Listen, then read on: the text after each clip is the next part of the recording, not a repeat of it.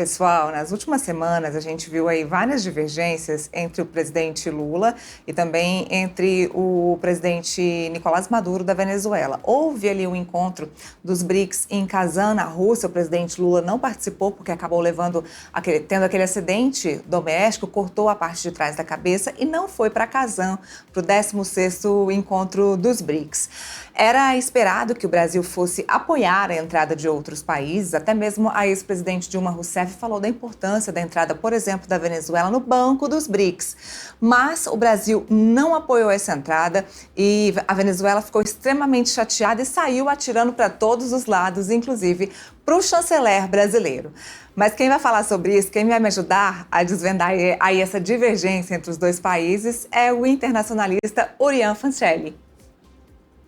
Orián já está comigo, pessoal? Olá. Oi, Orián, boa tarde, tudo bem? Boa tarde, tudo bem? Tudo bem, olha, semana interessante. Hoje eu até abri o portal Metrópolis e vi ali uma postagem que a Venezuela fez com uma foto meio borrada do presidente Lula, que mostra aí o aumento da escalada dessa divergência entre os dois países. O que é que está acontecendo, na verdade? Qual é o problema maior de Nicolás Maduro com o governo Lula? Bom, Neila, na verdade, o governo Lula ele não está conseguindo entregar pro governo do Maduro algo que ele sempre entregou, que era apoio, que era usar das relações com o Brasil, que é uma democracia, né? Somos uma democracia no Brasil, para, de certa maneira, tentar justificar ou blindar o regime venezuelano.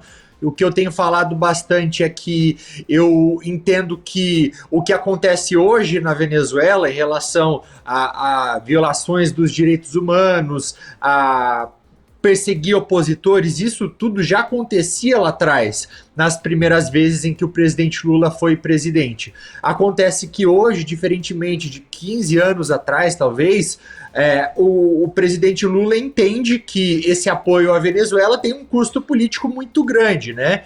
Tanto é que a postura do Partido dos Trabalhadores aqui no Brasil continua sendo a mesma. Recentemente, uma representante do PT, inclusive, assinou um documento do Foro de São Paulo reconhecendo a vitória do Maduro. E enfim, o presidente Lula, como instituição aqui, como presidente do Brasil, ele não consegue fazer isso porque entende o custo político que isso teria. Então, o governo do Maduro se frustra em relação a isso e aí começa a fazer essas postagens, essas críticas ao governo brasileiro. Falei aqui agora a respeito da reunião dos BRICS lá em Kazan, na Rússia, e que o presidente venezuelano ficou bastante chateado sobre o veto do Brasil em apoiar a Venezuela a entrar no grupo, nos BRICS. Por que o Brasil decidiu, então, vetar? E existia chance mesmo de que a Venezuela pudesse entrar no grupo? Existia sim, até mesmo porque outros países que inclusive sofrem as mesmas críticas que a Venezuela no Ocidente, como é o caso, por exemplo, de Cuba, né? É um país que passou a fazer parte dos BRICS, então hoje é um total de 22 países, sendo que 14 deles, de acordo com a Freedom House, que é uma instituição, uma organização internacional que avalia o nível de democracia nos países, 14 deles são considerados não livres, ou seja, são regimes com tendências autoritárias, 6 deles são países mais ou menos livres, e apenas 2, Brasil e África do Sul, são considerados democracias livres. Então, é um bloco, sim, que não coloca nenhum tipo de exigência democrática para que os países passem a fazer parte dele, né?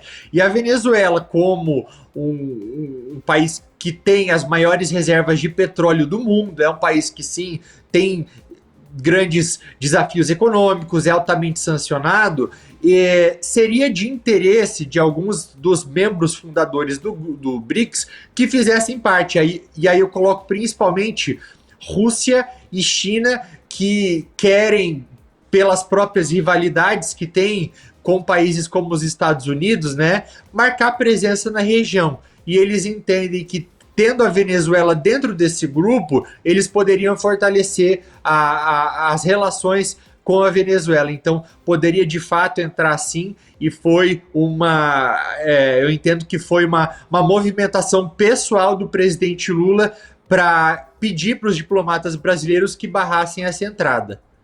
Interessante que agora a gente vai ter, se eu não acredito, agora em 10 dias, pouco mais de 10 dias, vai ter a eleição norte-americana, a eleição presidencial norte-americana. Você acredita que essa decisão do presidente Lula, ela pode também ter relação com a possibilidade de um dos dois candidatos claro, um vai ser eleito lá nos Estados Unidos, de rechaçar essa entrada da Venezuela no BRICS?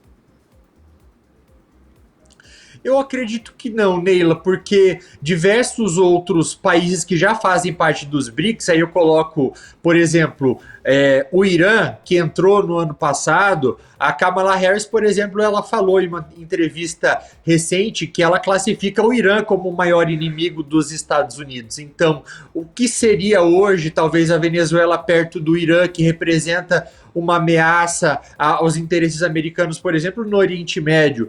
Ou até mesmo o ex-presidente Donald Trump, ele classifica a China como o maior inimigo dos Estados Unidos, que também já é um país que faz parte dos BRICS, que é um dos países fundadores. Então, nesse aspecto, eu acredito que não, mas eu vejo que há uma oportunidade nisso tudo que aconteceu, né, com essa rixa que surge aí entre Brasil e Venezuela. E o que eu quero dizer com isso? Que a gente vai ter também nos próximos dias aqui no Brasil a cúpula do G20. Então o presidente Lula, ele vai receber líderes de diversos países aqui, né? Muitos países ocidentais e países que têm criticado a aproximação brasileira desses países autoritários.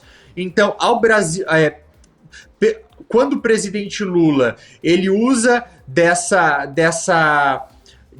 disputa, desse desgaste com a Venezuela, ele pode usar isso como uma maneira para se aproximar novamente dos países ocidentais, porque um distanciamento natural de ditaduras, né, de regimes autocráticos, pode ser usado para o Brasil tentar meio que manter uma equidistância entre esses dois lados, entre países do G7, entre países europeus, Estados Unidos, e também de países autoritários. Então eu acho que é uma oportunidade muito grande pré-G20 para o Brasil se aproximar um pouco mais dessas democracias.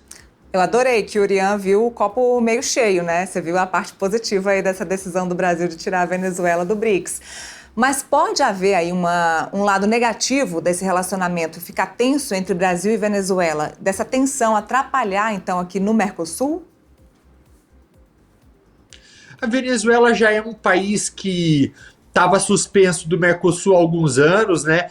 O presidente Lula defendia até então uma retomada da Venezuela, que ela pudesse voltar. Acredito que não é algo que ele vai defender agora, mas algo que ele criticava bastante até então eram aquelas sanções ocidentais contra a Venezuela, que ele parou de criticar também, né? Lembrando que no discurso dele na ONU, em setembro, ele criticou apenas aqueles embargos a Cuba, né? Não mencionou a Venezuela. Então, eu acredito que regionalmente falando, não vai haver uma guerra, por exemplo, entre Brasil e Venezuela. Eu vejo que algumas pessoas mostraram preocupação nas redes sociais, porque aquele post a qual você se referiu, Neila, né, com a imagem do presidente Lula meio borrada, ele foi feito pela polícia bolivariana, ou seja, a polícia da Venezuela, o que preocupa muita gente, mas de fato não vai haver nada nesse sentido. O que pode acontecer, e aí é a hora talvez da gente olhar o copo meio vazio,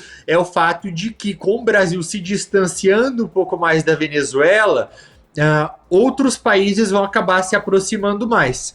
E aí eu coloco, de novo, né, esses países como Rússia, como China, que vão talvez aí tentar aproveitar desse distanciamento brasileiro para marcar presença na região. Então, talvez uma consolidação ainda mais de regimes autoritários e uma presença mais forte deles aqui na América do Sul. E para isso eu olho com bastante preocupação mesmo, porque o que a gente quer, né, que a gente quer defender aqui para nossa região é democracia, é pluralidade, é transição pacífica de poder e não autocracia como a gente tem observado em alguns lugares. Bom, nós continuamos acompanhando aí essa ofensiva do governo da Venezuela aqui contra o Brasil. E eu te agradeço, Urian. Obrigada mais uma vez, por participar aqui com a gente. Te espero numa próxima. Imagina, obrigado. Até a próxima.